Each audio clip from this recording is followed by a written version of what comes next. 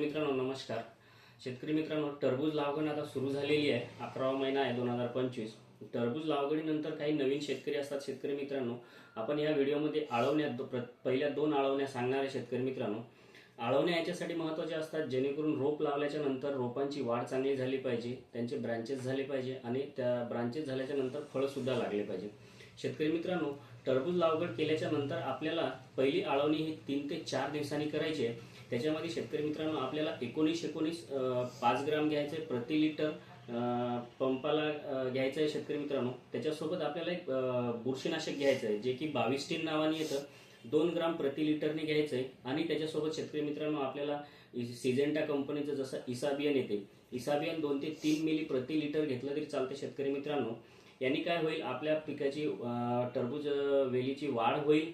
त्याच्यानंतर बुरशीनाशक आहे त्याच्यामुळे बुरशी लागणार नाही, मर लागणार नाही आणि चांगले ब्रांचेस होतील। शेतकरी मित्रांनो, आपण आता दुसरी तुम्हाला आळवणी करायची आहे। शेतकरी मित्रांनो, पहिली आळवणी केल्याच्या नंतर 3 ते 4 दिवसांनी लगेच आळवणी करायची आहे। त्याच्यामध्ये आपल्याला घ्यायचं आहे कीटकनाशक, त्याच्यामध्ये बुरशीनाशक घेतलं तरी चालते, रिपीट केलं तरी चालते किंवा चेंज केलं तरी चालते।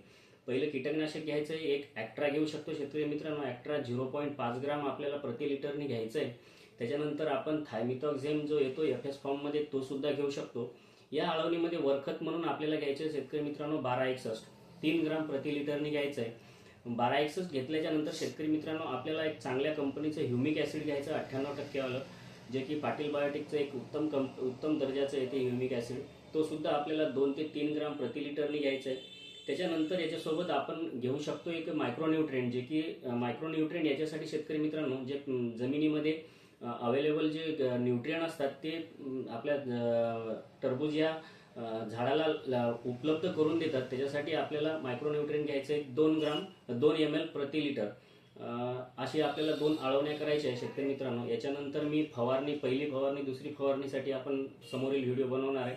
त्याकरिता सध्या धन्यवाद।